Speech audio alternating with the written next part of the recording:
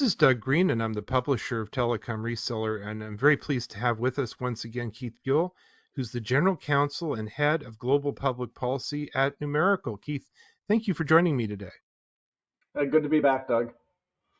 Well, we're doing our second part of a two-part podcast today. We're going to be talking about, and have been talking about, knowing your customer to protect voice service providers from FCC enforcement actions. In our last podcast, we explored what those FCC rules are and how the enforcement actions work, and sometimes, unfortunately, how they don't work, how sometimes people slide through, how other people get snared. Today, we're going to be talking about how providers can leverage KYC to protect good calls and to avoid carrying problematic voice traffic. We're going to dive into this topic in just a second, but Keith, could you briefly tell me about Numeracle?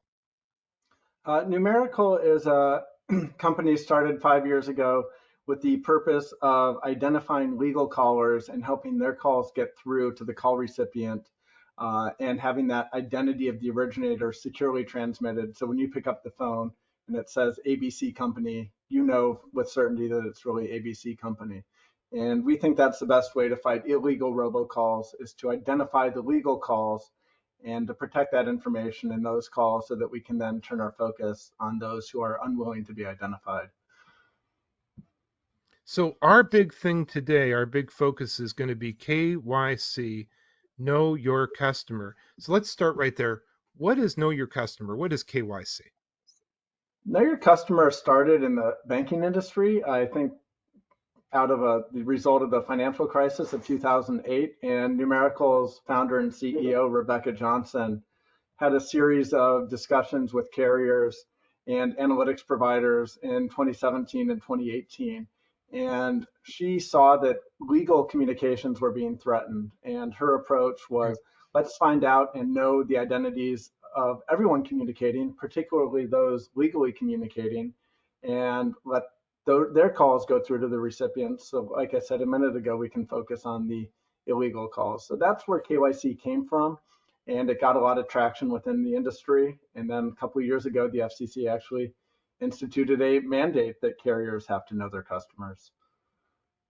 And as we were talking about in our last podcast, this is the key to a lot of things. That if you just it sounded like one of the vulnerabilities that can happen is if you're sitting there and you really don't properly understand who your customers are, you could be in trouble with the FCC. Yeah, the FCC issued this mandate, but didn't really put any flesh on those bones of what it meant by know your customer. So the FCC required carriers to know their customer. Just recently, they required carriers to know their upstream provider, but never really said, what does it mean to know your customer? And the way we like to think of it at Numeracle is three questions. Who are you? What are you doing? Are you following the law? And often KYC, people think of it as really only the first question, who are you? Right. But I want to know, especially if they're one of our customers, what are they doing? What types of calls, what types of communications are they doing?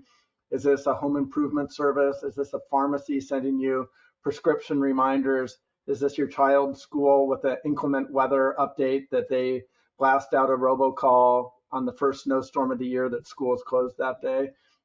So we want to know who you are, what you're doing, and then third, are you following the law? What are your TCPA compliance policies? What are your do not call list compliance policies?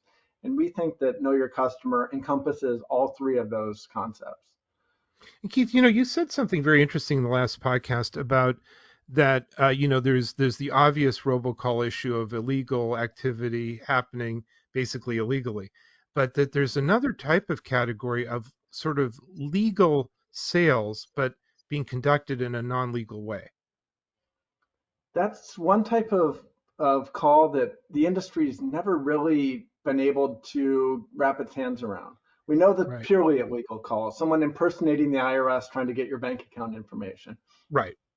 But one question I always had, and I've been asking for 5 years and never got an answer, the car extended warranty question. I get a call, I haven't consented to be called, so that call is illegal because most calls to a cell phone require express written consent of the customer. I haven't given that. But what nobody's been able to answer is, Is that a pure scam? If I send them $500 for a warranty, do I get anything? When my car breaks down next year and I submit a claim, are they going to pay? Are they going to pay for shoddy work, or is this a good car extended warranty but sold illegally? And I've asked this to law enforcement and to regulators, and nobody seems to know, because prosecuting that case requires a lot more effort and there's a lot more unknowns than going after the call that's illegal on its face. So there's a huge swath of calls that may be illegal and may not be illegal depending on the customer's consent to receive that call. And the carriers are not going to know about that consent. If I tell a company, hey, I want to receive a call about your home repair services, I don't tell Verizon, I don't tell T-Mobile, hey, I'm expecting this call. So they don't know if I've consented to this call. Right. It's really a gray area that we haven't addressed as an industry in a way that helps us fight these calls, assuming that most of them probably are actually delivered without consent. I think that's the majority of them, but nobody really knows. And what I'm hearing as a takeaway here is that some people may be calling it good. Hey, we know who's using our service, but you don't know how they're using it, and that could be a big problem. Is the problem here? Yeah, that's one problem in dealing with robocalls generally is we don't know the content. You can Right. assume the content when you're trying to intercept spam texts or emails.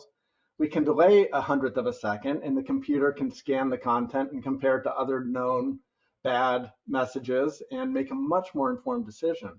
But when it's voice, your carrier, the analytics partner working with your carrier, they don't have Right. permission to review the content of the call. So the analytics engines are looking for patterns and complaints, but just because a call from a phone number today said something illegal doesn't necessarily mean the call from that phone number tomorrow is going to be the same legality. Oftentimes they are, but we're left guessing because we don't have access to the content and trying to make these important decisions about which communications go through and which are blocked or labeled and don't go through.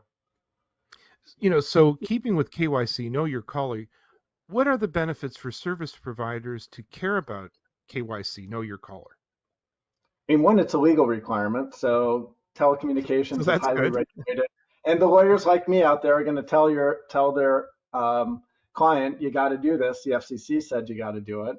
I think more importantly, though, it is trying to limit the liability. The FCC issues a lot of fines. Those fines aren't always collected, as we talked about last time, but the liabilities are out there. And there are two types of fines that could be issued. One is for not having a KYC policy. I don't think we've actually seen any enforcement action on that. But the second thing is what happens to the traffic on your network if you don't have a KYC policy.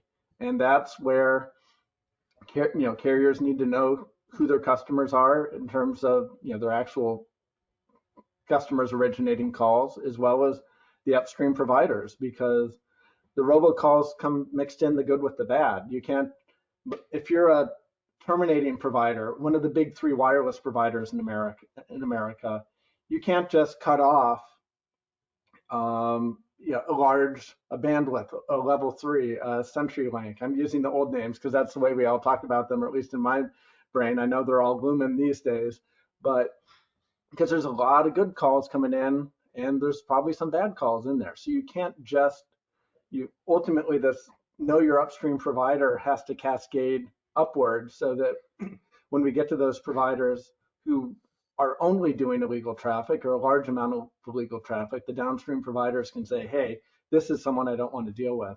But there's a tangled web of, interconnection among hundreds and thousands of voice service providers that really should be doing deeper vetting these days based on the FCC's new requirements. So what can happen if voice providers don't prioritize their KYC? They are going to get burned, I think. Like I said, we think of KYC as knowing who the customer is, what they're doing, and if they're following the law. And if you are working either willingly or unwittingly with a illegal robocaller, we've gotten pretty good at traceback these days. StirShaken helps traceback. Traceback was actually working pretty well before StirShaken.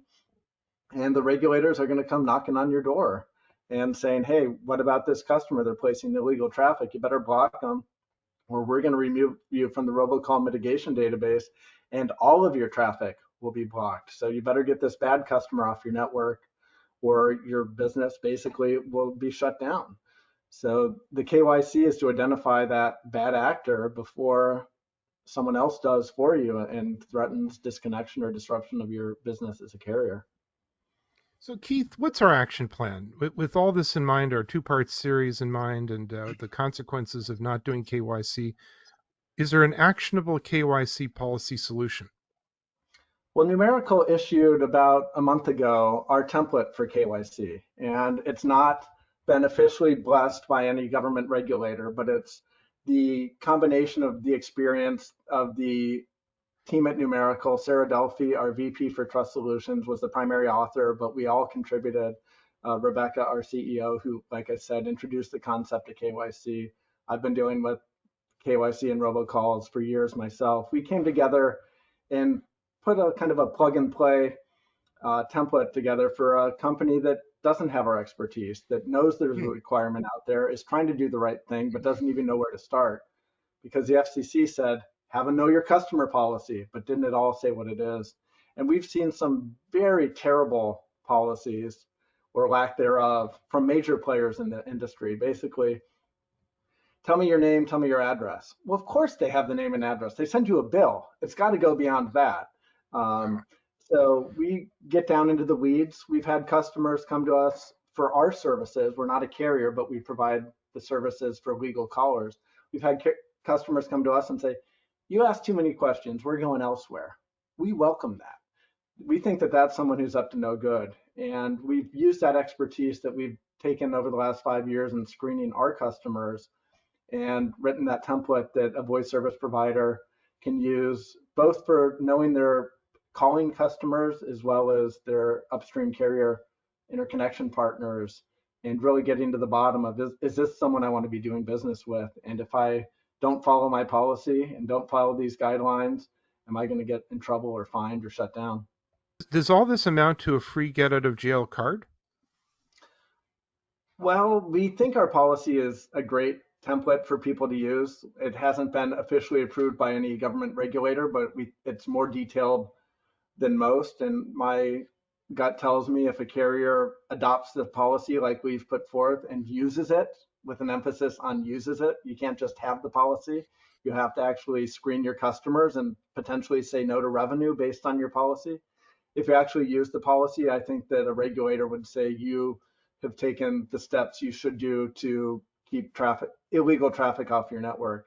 You could still get a cease and desist letter saying that this particular customer is bad, take them down, and you've got to respond to that. But I think in terms of fines, that showing a good KYC policy and that you follow it as a carrier will go a really long way towards any enforcement agency, whether it's the FCC or state attorney generals, from issuing fines against you. You know, Keith, you've just in passing mentioned a cultural issue, which I think bears repeating, and that is, sometimes I have a feeling stuff like this doesn't occur in a company because they're worried about loss of revenue. So it sounds like leadership needs to send that signal. Yeah, I mean, there's the old joke that the in-house lawyer is the sales prevention team. And I take pride in my role occasionally as a sales prevention team that we have a screening process, KYC for Numerical customers for us to go to bat for them with and getting their calls through. And there are some of the bad guys have tried to get through to us and we say no to them and they might go somewhere else and try to get through. There's a Right. lot of money to be made through scams and illegal robocalls, and just having a policy out there isn't enough. You have to follow the policy because the bad guys will come knocking on your door and trying to get through, whether you're a company like Numerical that's in the reputation business or you're a carrier and they're trying to originate the calls through you. If you're a call center and they are trying to use you to place their calls, there's money to be made. So there are going to be people trying. And I'm so glad you brought up reputation because at the end of the day, in addition to whatever fines you may be facing, and they could be very significant, there's reputational damage that could occur and would be really hard to reverse. Yeah, I mean, reputation is everything in a lot of industries. And for those who are trying to vouch for legal callers like Numerical is, we want to have a tight process so that when we go talk to other industry participants and say, this caller's been through our process. We know who they are, we know what they're doing, and they have good policies in place for following the law, that we will be trusted and we can help that company making legal communications get the word out to their customers and not have those calls blocked or labeled. And similarly, a carrier does not want to be in the crosshairs of enforcement or just being known in the industry as a conduit for illegal robocalls, because that could lead to blocking or labeling of those calls as they go downstream. Keith, I really want to thank you for joining us on these two podcasts, this mini podcast series on this topic, diving deep into the legal issues, the finding issues, the mechanics of FCC enforcement, and much more. And really explaining to us what KYC means, its value, and why probably everyone needs to take a good look at that. Keith, where can we learn more about Numeracle? Thanks, Doug. The best way to learn about Numeracle is our website, numeracle.com, where we have that template KYC policy that I mentioned, and it's available for a free download. And if you're a carrier, you can download that, fill in the blanks, answer a few questions, and issue that to your company. And most importantly, follow it within your company. Don't just send the email around saying this is our KYC policy. If you don't have people at your company going to enforce the policy and sometimes say no to a customer, it's not really doing much. Keith, again, I want to thank you. Most enjoyable and most informative. Thanks, Doug. I had fun.